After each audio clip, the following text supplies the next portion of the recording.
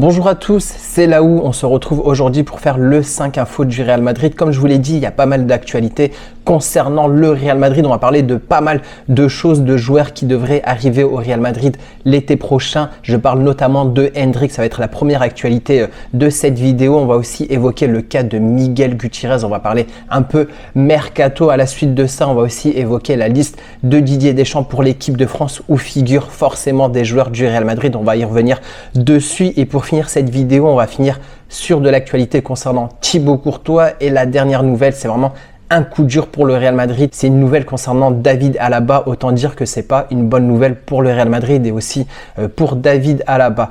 Comme je vous le disais en introduction, on va tout d'abord commencer ce 5 infos par parler de la jeune pépite, ce crack brésilien Endrick qui devrait rejoindre le Real Madrid cet été. Il fait des miracles avec son club Palmeiras. On le rappelle, ils ont gagné le championnat fin décembre, donc il a contribué énormément. Il fait aussi partie des joueurs à qui on fait confiance, dont notamment le sélectionneur brésilien qui lui donne sa confiance en le sélectionnant pour la Copa América. Mais on a eu des frayeurs concernant Endrick, je vous explique.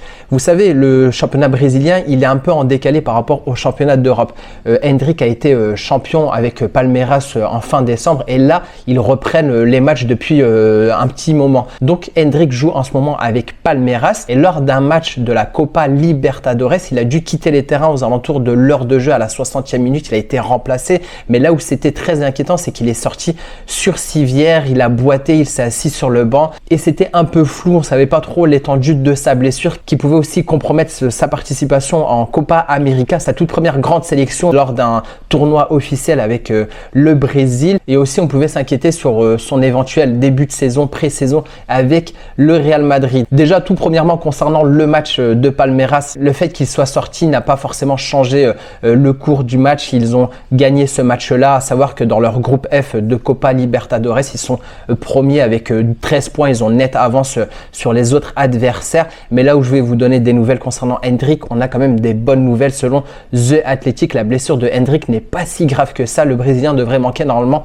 2 semaines et ça devrait pas compromettre sa participation à la Copa América. À savoir que c'est pas forcément une toute petite blessure, c'est pas une blessure très grave. 2 semaines, c'est quand même assez correct et donc on devrait retrouver Endrick en Copa América. On souhaite vraiment le voir, on souhaite le voir briller avec le Brésil. On souhaite aussi voir pourquoi pas cette combinaison avec Vinicius et Rodrigo lors de ce tournoi. On a eu une frayeur, mais au final, c'est quand même une bonne nouvelle. Deuxième news, on va parler de Miguel Gutiérrez. Vous savez, c'est le joueur qui a été formé au Real Madrid, qui joue maintenant dans le club de Girona. Et apparemment, selon Marca, le Real Madrid devrait ramener Miguel Gutiérrez pour 8 millions d'euros. Donc je vous dis, c'est vraiment une somme assez dérisoire au vu de sa qualité pour le garder en prêt à Girona. C'est-à-dire, on souhaiterait qu'il se développe à Girona jusqu'à peut-être le récupérer à la suite. On fait un peu l'état des lieux, on va dire, du poste d'arrière gauche au Real Madrid. Actuellement, il y a Fran Garcia et Ferland Mendy. On sait aussi que Camavinga peut des fois dépanner sur ce poste de arrière gauche, même s'il n'a pas vraiment trop évolué cette saison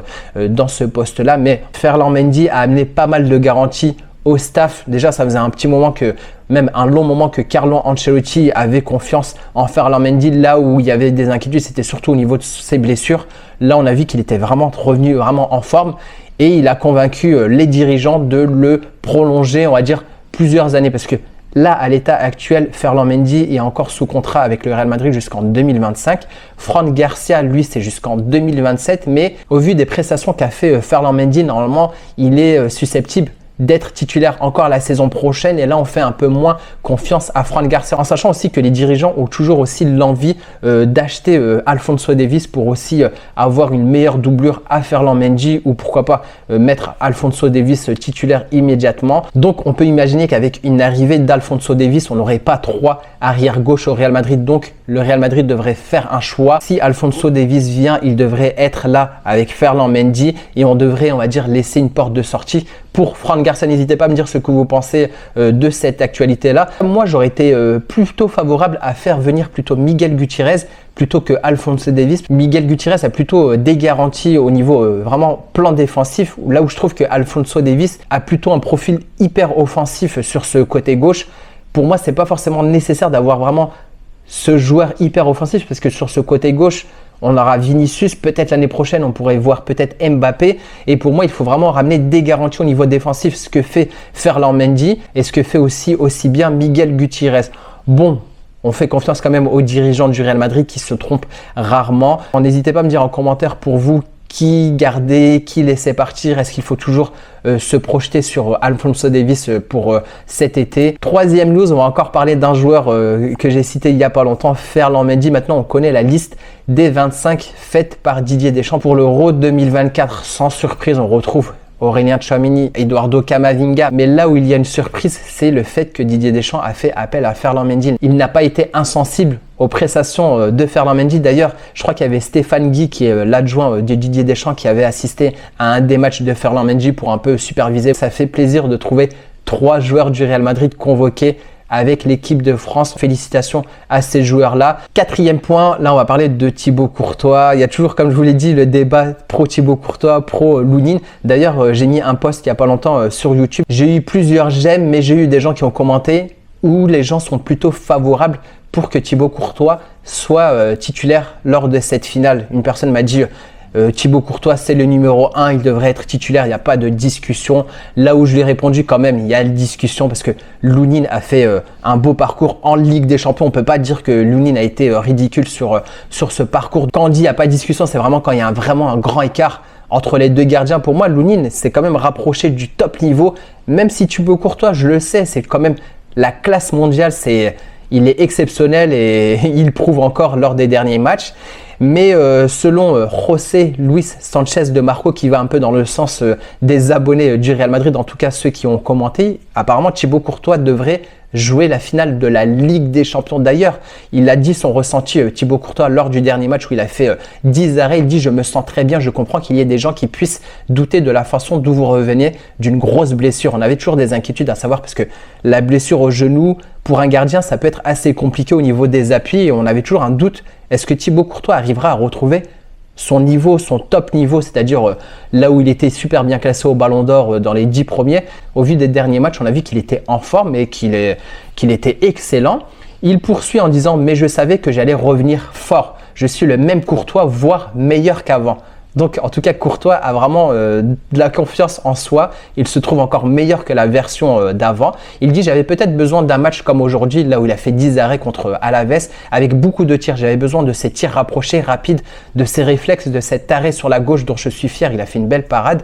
Ce que j'ai appris pendant si longtemps se voit maintenant sur le terrain. L'équipe a maintenant quelques jours de repos, mais je vais continuer à m'entraîner. Et je suis heureux de pouvoir disputer des matchs et je suis très heureux. » À l'état actuel, on ne sait toujours pas qui sera en finale de Ligue des Champions. Tout laisse à penser que ça serait plutôt Thibaut Courtois. Moi, je pense que même s'il y a Thibaut Courtois, qu'il y a Lounine, on a quand même de fortes chances de remporter cette Ligue des Champions. Je ne pense pas que le choix du gardien sera un gros facteur sur cette finale de Ligue des Champions. Moi, s'il y a Courtois ou s'il y a Lounine, j'aurais pas de crainte. Il a prouvé contre City, il a prouvé contre le Bayern. Là, c'est Dortmund. Je manque pas de respect à Dortmund, mais Dortmund, c'est quand même un niveau en dessous entre City et le Bayern. Je pense que si Lounine ne fait pas la finale, j'ai une crainte qu'il ne souhaite pas prolonger avec le Real Madrid. Il y a eu un accord entre le Real Madrid et Lounine pour une prolongation jusqu'en 2029.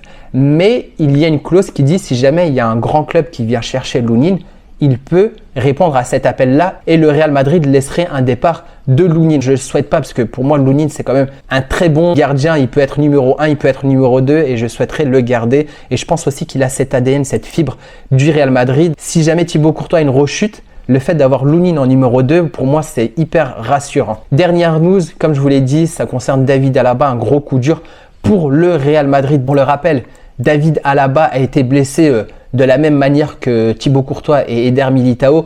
Eux se sont blessés au niveau du mois d'août, septembre, alors que David Alaba, c'était plutôt à mi-décembre. Donc, étant donné que c'est une grosse blessure, qu'il y a du temps quand même pour récupérer, on savait que c'était une fin de saison pour David Alaba. Cependant, David Alaba avait toujours espoir de pouvoir participer à l'Euro avec l'Autriche. C'est le capitaine de cette équipe. C'est un joueur emblématique dans l'équipe d'Autriche.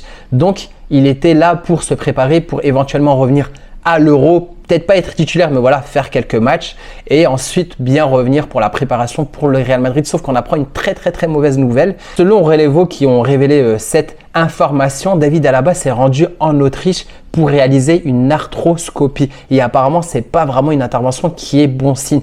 Les premières estimations indiquent qu'Alaba ne pourra pas reprendre la compétition qu'entre août et septembre. Donc, cette absence prolongée signifie tout d'abord qu'il manquera l'Euro avec son équipe nationale l'Autriche, mais aussi la pré-saison avec le Real Madrid. Et en plus, on ne sait pas comment il va revenir. Est-ce qu'il va revenir à un très beau niveau? On a pu voir que Militao, il a dû mettre du temps à revenir avec un niveau, on va dire, assez correct. Il a dû faire plusieurs matchs un peu de préparation. Là, on voit qu'il commence un peu à être un peu plus confiant au niveau des contacts. On souhaitait vraiment le voir un peu briller avec l'Euro et avoir un peu le temps de débuter avec le Real Madrid lors de ce début de saison. Gros coup dur pour le Real Madrid. Déjà, on savait que le Real Madrid se penchait déjà sur le recrutement d'un défenseur central qui est Leny Yoro. Je pense qu'avec ce coup dur, il y a de fortes chances que le Real Madrid essaie de boucler assez rapidement un transfert d'un défenseur central parce que là, on ne pourra pas faire avec ce qu'on a. On n'a plus que Rudiger.